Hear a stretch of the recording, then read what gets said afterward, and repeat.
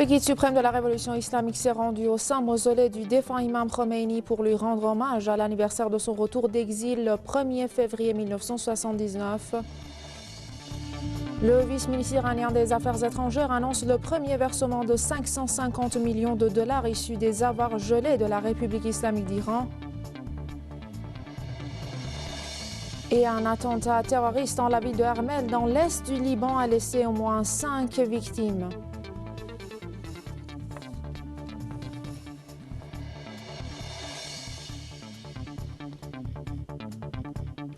Bismillah ar-Rahman ar-Rahim, que la paix divine soit sur le noble prophète de l'islam, le très vénéré Mohammed, sur sa descendance ainsi que sur tous les autres prophètes célestes. Que sa demeure soit au paradis, l'architecte de la révolution islamique d'Iran, l'imam Khomeini.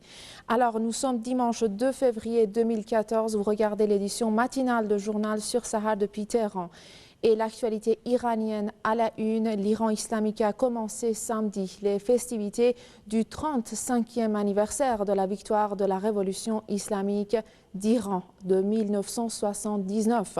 Samedi matin, le 1er février, à l'occasion du premier jour de la décade de l'aube anniversaire de la victoire de la révolution islamique, l'honorable Ayatollah Khamenei s'est rendu au saint mausolée du fondateur de la République islamique, le défunt imam Khomeini, que sa demeure soit au paradis, pour lui rendre hommage à l'anniversaire de son retour d'exil le 1er février 1979. Le guide suprême de la révolution islamique s'est rendu ensuite au carré des martyrs, au cimetière de Téhéran, et a prié pour les âmes pures des martyrs de la révolution et de la défense sacrée. Restons dans le sujet. Le grand architecte de la révolution islamique d'Iran, l'imam Khomeini, que sa demeure soit au paradis, avait identifié et prévu les complots des ennemis de la révolution islamique il y a 35 ans. La République islamique d'Iran doit son autorité et sa puissance à la perspicacité de l'imam Khomeini. Plus d'explications avec religieux libanais Khaleb Kodjok à ce sujet. Quand on parle de la personnalité de l'imam Khomeini et on célèbre l'anniversaire de la révolution islamique en Iran, donc on parle d'un grand personnage qu'on n'a jamais vu dans notre monde arabo-musulman, qui a guidé le peuple iranien vers la victoire finale contre le régime du Shah. Et l'imam Khomeini, il a fait, si vous voulez, un changement dans la façon de penser chez les musulmans et surtout ceux qui suivent la voie de la famille du prophète, c'est-à-dire l'école juridique chiite. Qui était un peu, si vous voulez, perdu entre les chemins de l'Occident ou bien de l'Orient. Alors, l'imam Khomeini a, si vous voulez, mis en place les bases de la pensée politique et de la pensée sociologique aussi, si vous voulez. Et il a aussi semé la graine de la résistance au Liban, de la résistance et de la, si vous voulez, la révolution en Irak et partout dans le monde pour s'opposer et pour affronter les superpuissances et les arrogances mondiales. Donc, quand on parle de la révolution islamique dans le monde musulman, quand on parle des changements, même ce qui s'est passé en Afghanistan et même le réveil islamique maintenant dans ce monde contemporain, tout ça, c'est grâce à l'imam Khomeini, cette grande personnalité, cette personnalité grandiose qui a commencé dans les années 60 du XXe siècle. Suite du journal, toujours en Iran, le vice-ministre iranien des Affaires étrangères a annoncé le premier versement de 550 millions de dollars issus des avoirs gelés de la République islamique d'Iran dans le cadre de la première étape de l'application de l'accord nucléaire de Genève. M. Seyyed Abbas Araghchi a annoncé que la première tranche de 550 millions de dollars a été versée sur un compte d'une banque suisse. Il a ajouté que les opérations du transfert bancaire auront lieu lundi matin après le week-end. Toutes les mesures ont été accomplies conformément à l'accord de Genève et il n'existe aucun problème, a-t-il souligné. Par ailleurs, le président de l'Organisation de l'aviation civile iranienne a ajouté samedi que des pièces détachées des avions de ligne seront livrées en 2 semaines. M. Alireza Jahangiri a ajouté que son organisation a demandé un budget de 400 millions de dollars au Fonds du développement national pour subvenir aux besoins des compagnies aériennes iraniennes. L'ancien ministre britannique des Affaires étrangères Jack Straw alors insiste sur la nécessité de la reprise immédiate des relations diplomatiques entre Téhéran et Londres. Dans un entretien avec le quotidien Financial Times, l'ancien ministre britannique des Affaires étrangères Jack Straw a estimé que le gouvernement britannique devrait travailler sérieusement pour normaliser ses relations avec Téhéran et donner une priorité à la reprise des liens diplomatiques. Jack Straw a proposé au ministère britannique des Affaires étrangères de rouvrir le plus vite possible son ambassade à Téhéran. M. Straw a déclaré dans cet entretien que le régime sioniste constituait le détracteur le plus sévère des accords nucléaires conclus entre la République islamique d'Iran et le groupe des 5 +1.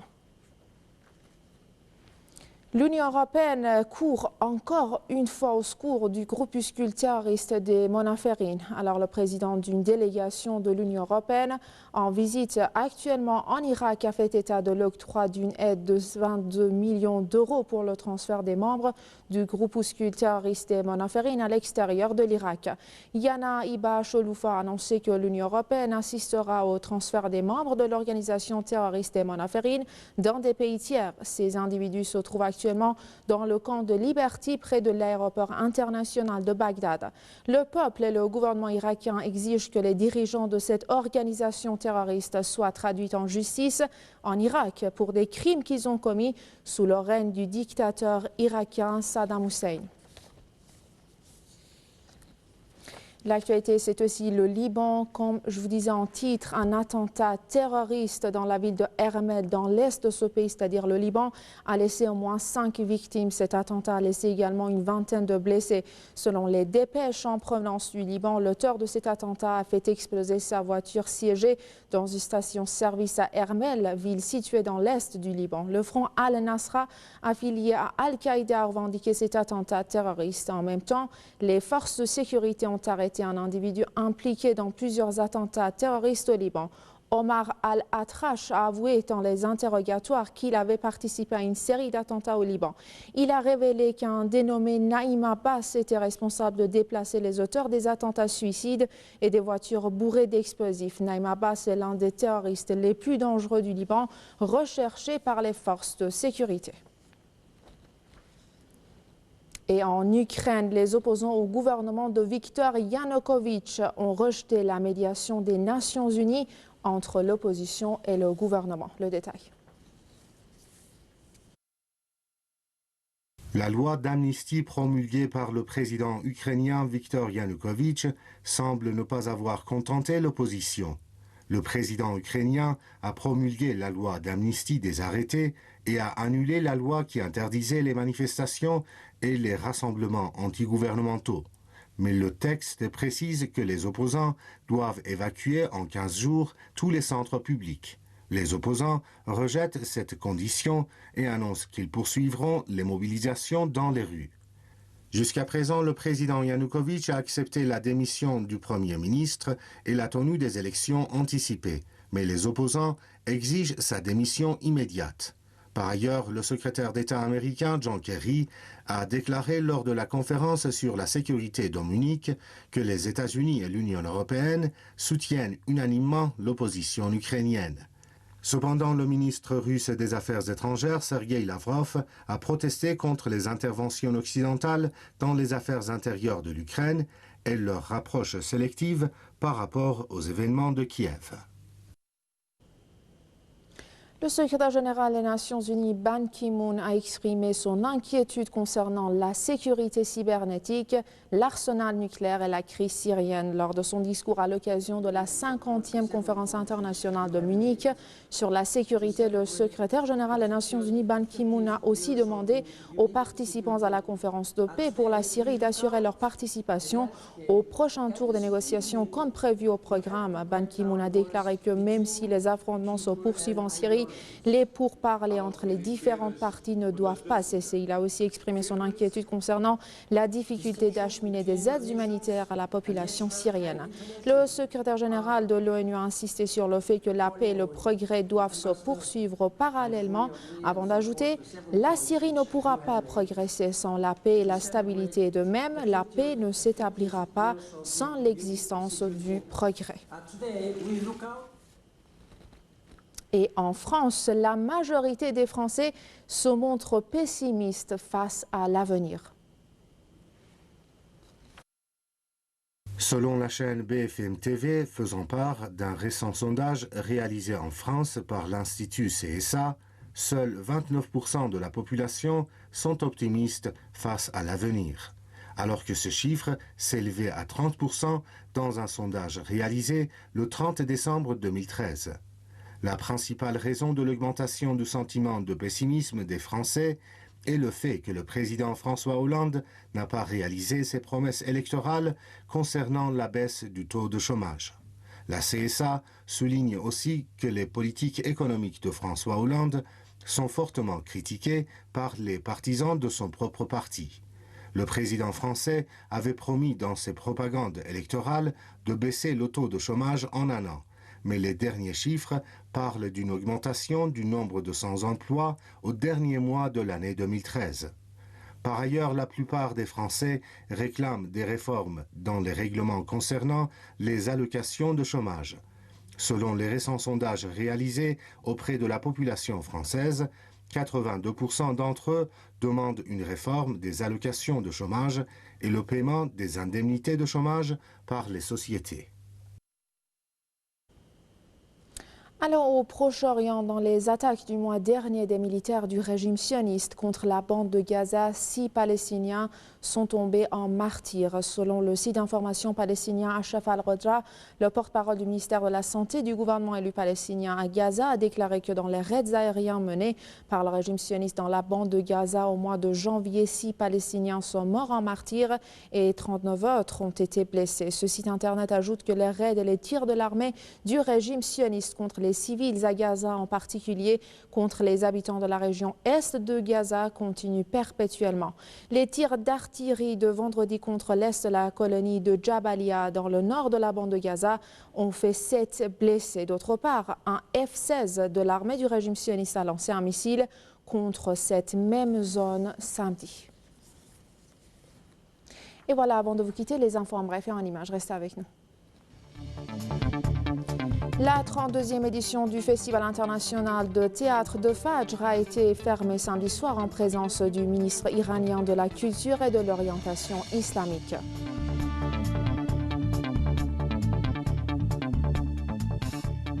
Dans une émission télévisée, le président américain Barack Obama a déclaré que les révélations faites sur les projets d'espionnage de la CIA avaient détruit entièrement la confiance des citoyens, tant aux États-Unis que dans le reste du monde. En Égypte, le procès du président destitué Mohamed Morsi a eu lieu samedi. Le procureur général a annoncé que la séance prochaine aura lieu le 14 février.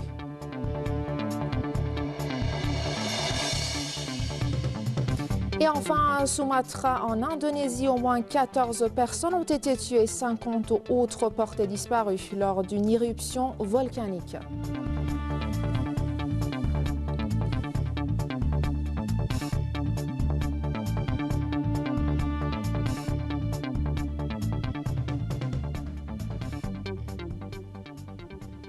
Fin de cette édition. Merci à tous de l'avoir suivi. Plus d'infos sur francophone.srtv.ir. À tout à l'heure pour la revue de presse.